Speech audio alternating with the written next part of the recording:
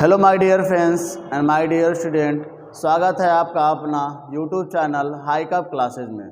आज हम लोग refraction through a rectangular glass slab के बारे में डिस्कशन करेंगे। तो आइए देखते हैं। सबसे पहले हम एक रेक्टेंगुलर ग्लास स्लैब बनाएंगे।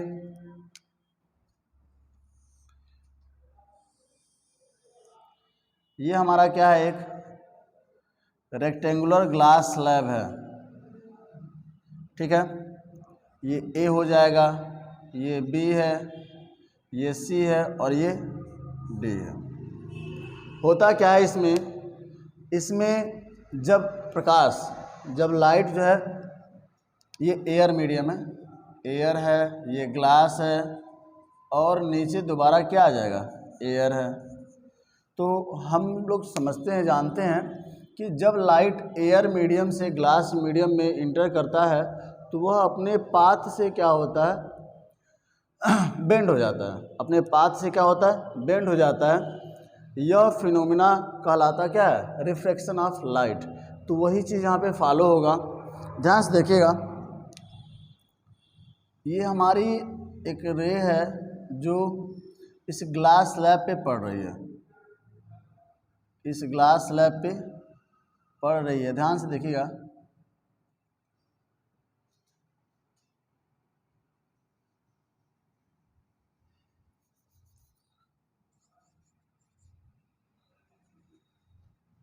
ठीक है।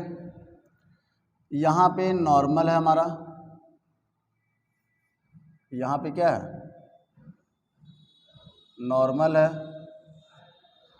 तो हमको ये पता है जब कोई भी रे रेरर मीडियम से डेंसर मीडियम की तरफ जाता है तो वह क्या होता है, नॉर्मल की तरफ बेंड हो जाता है। दोबारा सुनिएगा, जब कोई रे रेरर मीडियम से डेंसर मीडियम में जाता है तो होता क्या है, वो नॉर्मल की तरफ बेंड हो जाता है, ठीक है।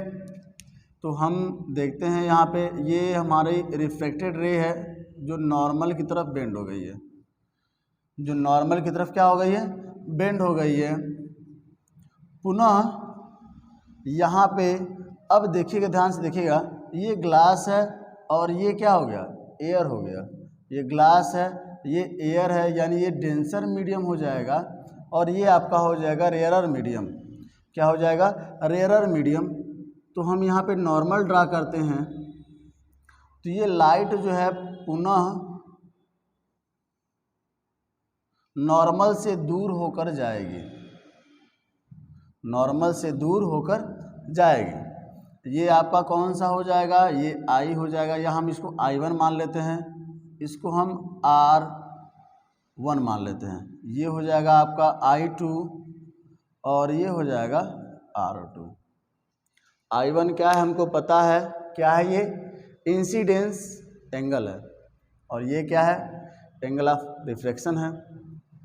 यहाँ पे I2 इसलिए रखा गया है क्योंकि यहाँ पे ये जो रिफ्रैक्टेड रे है ये इस सरफेस के लिए इंसिडेंट रे के जैसे काम कर रही है, और ये जो रे है जो बाहर निकली हुई है, यह रे रिफ्रैक्टेड रे की तरह काम कर रही है।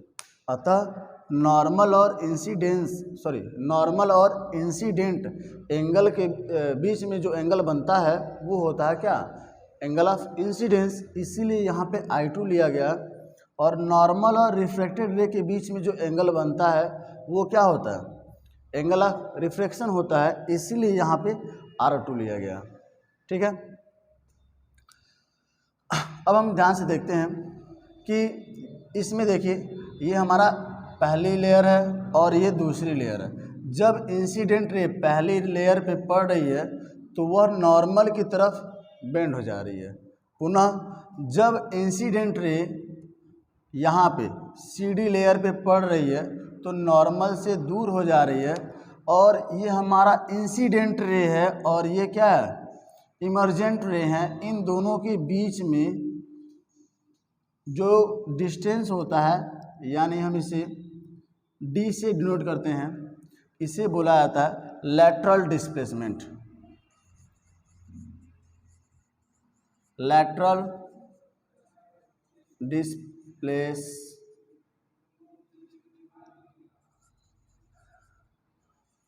Displacement.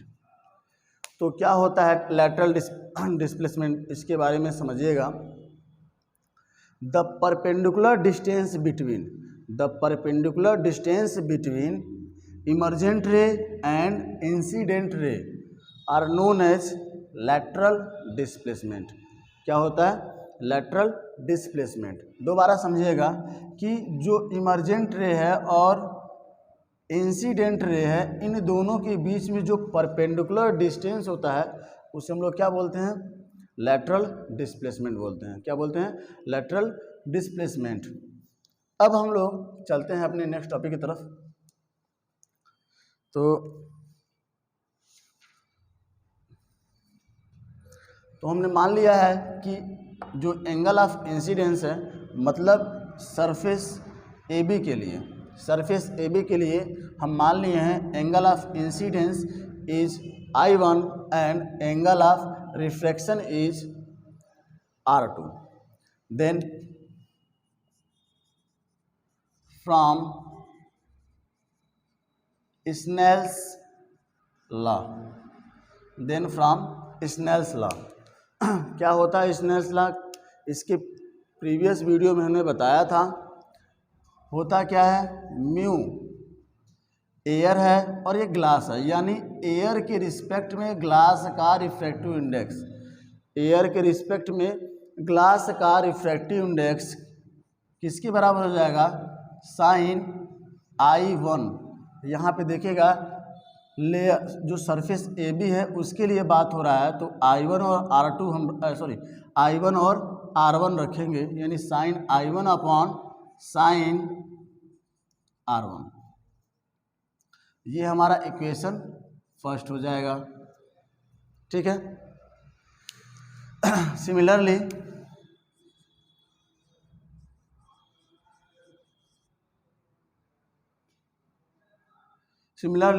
From Snell's law on surface CD, यहाँ पे ऑन सरफेस AB, तो CD पे जब हम लोग स्नेल्स लॉ लगाएंगे तो क्या हो जाएगा, अब देखिएगा लाइट जो है ग्लास से एयर में जा रहा है, तो यहाँ पे क्या हो जाएगा, ग्लास यानी ग्लास के रिस्पेक्ट में एयर का रिफ्रैक्टिव इंडेक्स, तो ये आपका हो जाएगा sign I2 upon sine R2।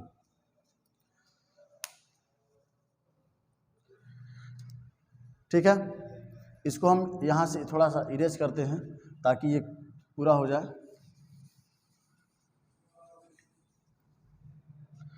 And we know that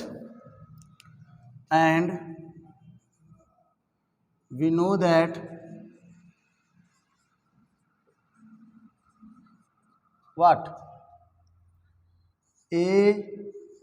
यानी एयर के रिस्पेक्ट में ग्लास का refractive index is equal to होता है 1 अपॉन ग्लास के रिस्पेक्ट में एयर का रिफ्रैक्टिव इंडेक्स, यानी ग्लास के रिस्पेक्ट में एयर का रिफ्रैक्टिव इंडेक्स, ये आपको पता है। ठीक है, तो हम यहाँ पे वैल्यू रखते हैं।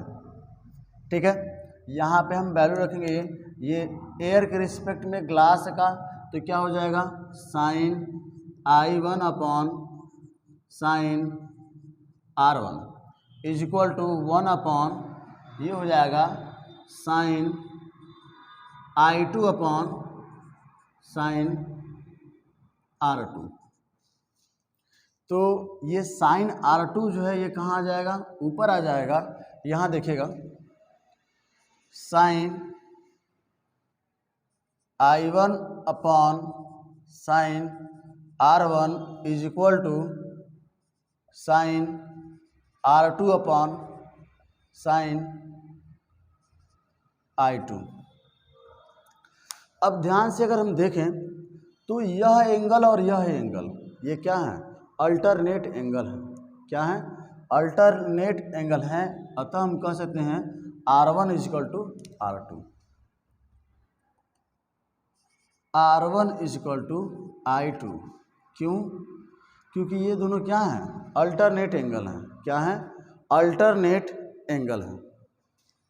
तो हम क्या कर सकते हैं, इसकी वैल्यू हम R1 की जगह रख सकते हैं।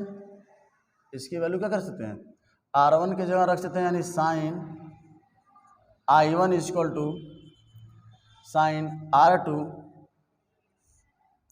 अपॉन साइन R1 की जगह हम क्या लिख सकते हैं, I2 अपॉन साइन I2।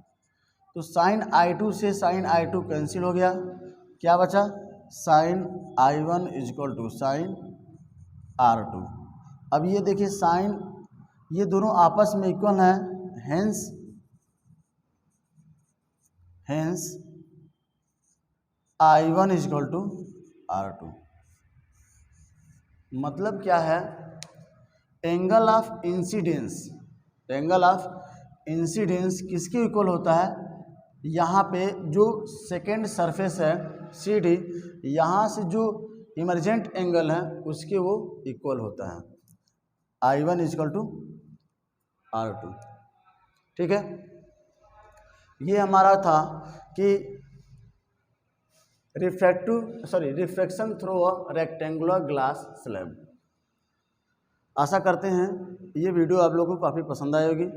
अतः इसे ज़्यादा से ज़्यादा शेयर करिए, लाइक करिए एंड सब्सक्राइब करिए। Thank you.